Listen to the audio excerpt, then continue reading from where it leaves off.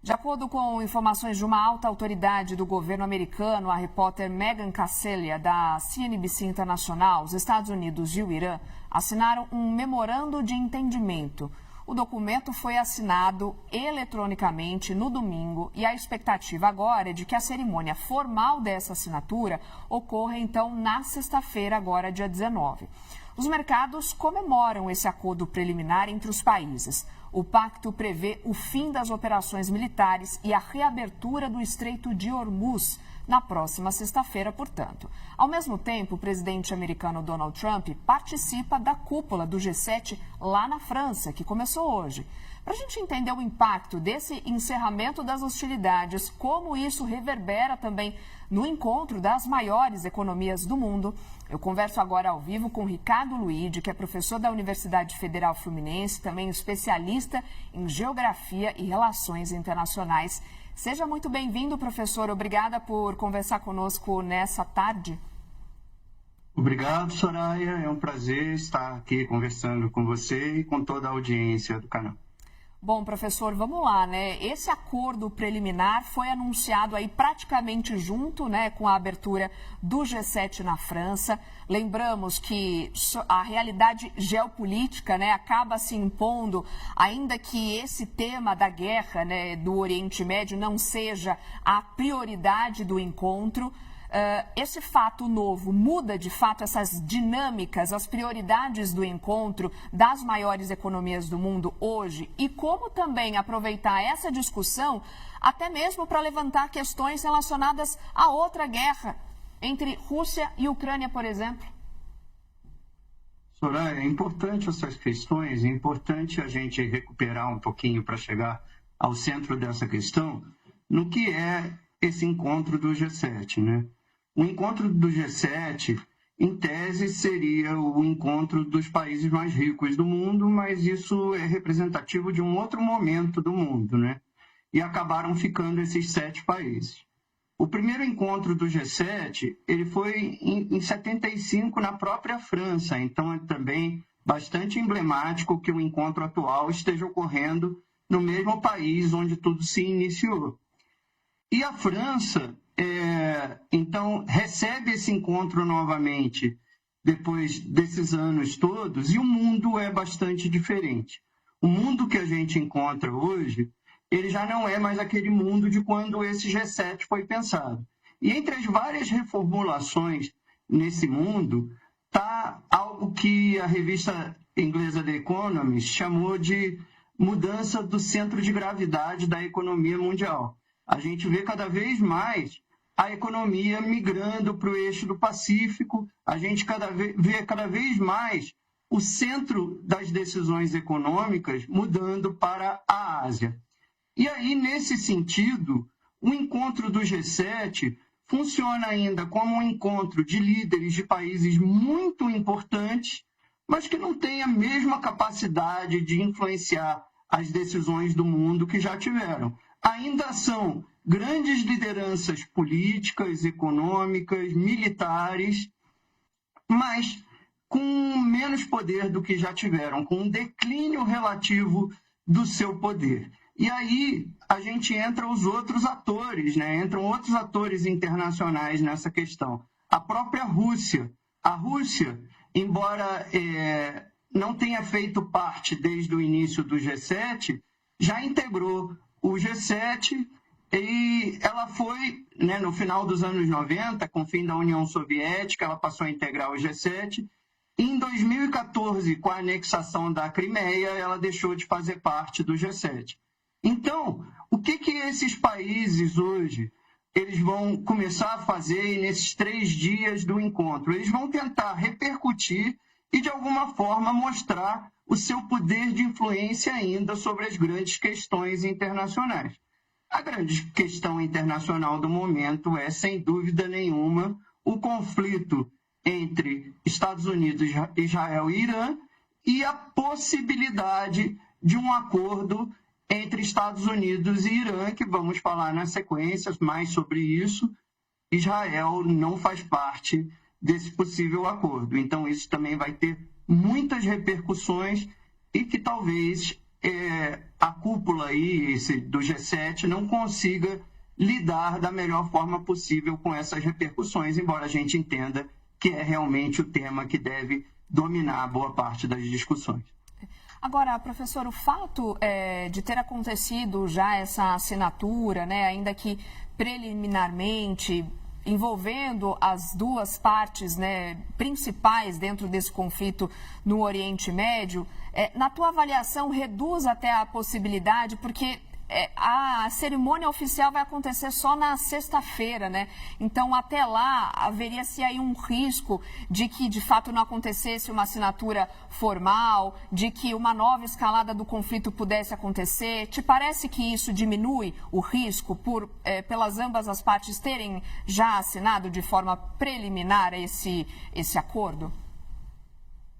Esse acordo, tanto nessa versão preliminar, que foi o memorando que foi assinado neste domingo, quanto o acordo que está previsto para ser assinado na sexta-feira na Suíça, eles não significam exatamente, embora tenha o nome de acordo de paz, isso não significa que a guerra vai acabar, isso não significa que a gente vai alcançar a paz.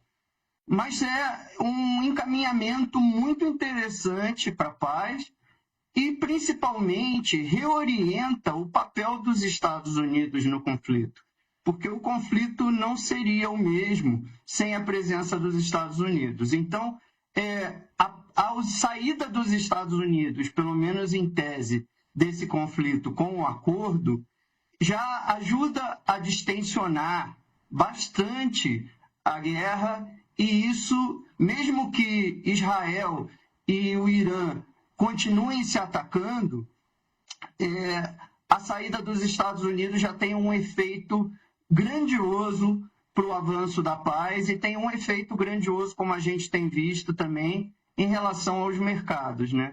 Na verdade, o Donald Trump, embora ele não siga muitas vezes os ditames, as regras, o que a gente convencionou lidar na política internacional, a sua política internacional parece muito adaptada a uma lógica do mercado. E mais esse passo demonstra o efeito das suas ações sobre o mercado internacional. Agora, professor, o governo brasileiro tem sinalizado um certo otimismo para um possível encontro, ainda que informal, do presidente brasileiro e com Donald Trump durante esse encontro no G7. Como que você vê essa possibilidade, né? Sabendo que não é garantia nenhuma que essa conversa aconteça, nem que ele consiga, o presidente Lula, uma reversão em relação às tarifas, né, que foram impostas pelos Estados Unidos ao Brasil. O senhor acredita nessa possibilidade? Há, de fato, o que o presidente Lula conversar com Donald Trump nesse momento? É possível que esse encontro entre Lula e Donald Trump ocorra, embora os encaminhamentos demonstrem para a gente que ele não deva ocorrer. Mas o fato é que esse encontro ele traz mais ganhos para o presidente Lula do que para a questão em si que seria tratada, que é a questão das novas tarifas dos Estados Unidos sobre os produtos brasileiros. Essa questão das novas tarifas já tem um grupo de trabalho se dedicando à discussão dessa questão, e eu não acredito que um encontro entre os presidentes do Brasil e dos Estados Unidos vai pesar decisivamente. Já pesou decisivamente em outros momentos, mas neste momento o diálogo já está ocorrendo. Mas é fato que o presidente Lula se notabilizou desde os seus 2 mandatos anteriores pelo que a gente chama de diplomacia presidencial, que é essa atuação do presidente de um país diretamente nos assuntos de política externa. Neste momento e neste assunto específico, um possível encontro entre o Lula e o Donald Trump, ele se reverteria mais num ganho de reconhecimento internacional do presidente Lula do que ganhos diretos para a solução de um problema, já que a solução dessa questão já está sendo discutida pelos representantes competentes de ambos os países. Só para, antes da gente encerrar, professor, lembrando que o G7 é esse grupo, né, de 7 maiores economias do planeta, que se reúnem numa cúpula todos os anos, e esse ano, inclusive, o Brasil, ele funciona meio que como um observador externo, né, ele está ali só como um convidado. Qual que é o real espaço, na tua avaliação, de atuação, mediação diplomática também brasileira nesse fórum mais ampliado?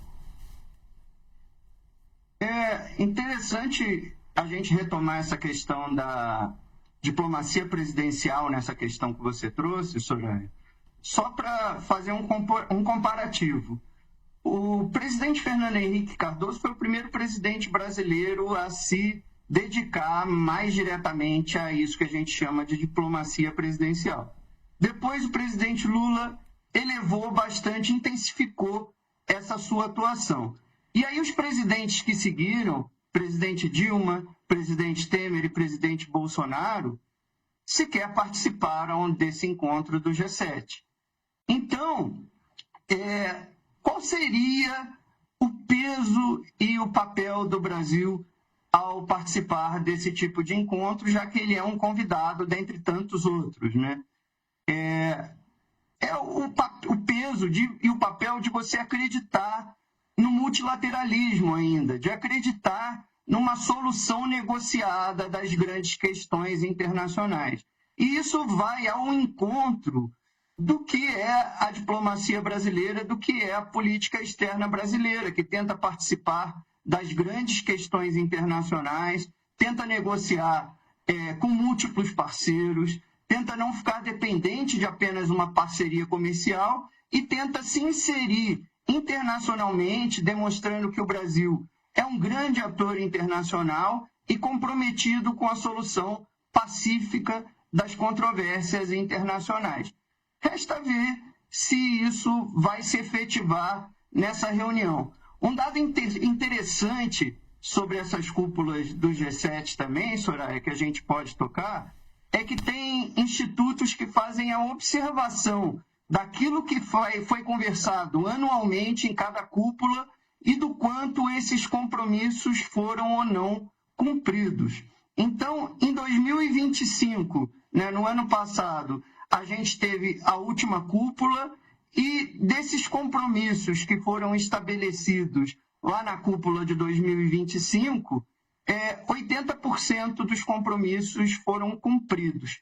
Mas os 20% que não foram cumpridos talvez sejam os mais importantes, que é a questão do endividamento dos países em desenvolvimento e a questão da paz no Oriente Médio. E aí também, nesse não cumprimento dos acordos estabelecidos no G7, nas iniciativas estabelecidas no G7, a França foi o país que, junto com Estados Unidos e Japão, foram os 3 que menos cumpriram os acordos. Japão só cumpriu 65% dos acordos, França e Estados Unidos 73% dos acordos.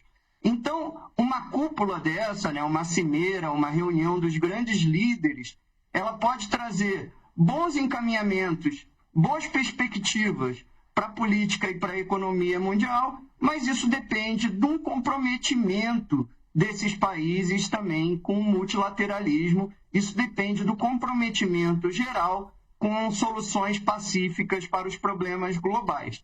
Até o momento, nem todos esses líderes têm se comprometido com isso. Então, esperamos ver aí, nesses 3 dias da reunião do G7, um maior compromisso e uma maior dedicação. Quem sabe o encaminhamento de acordos de paz dos Estados Unidos com o Irã seja um bom prenúncio para a gente de que vai haver maior normalização das relações internacionais.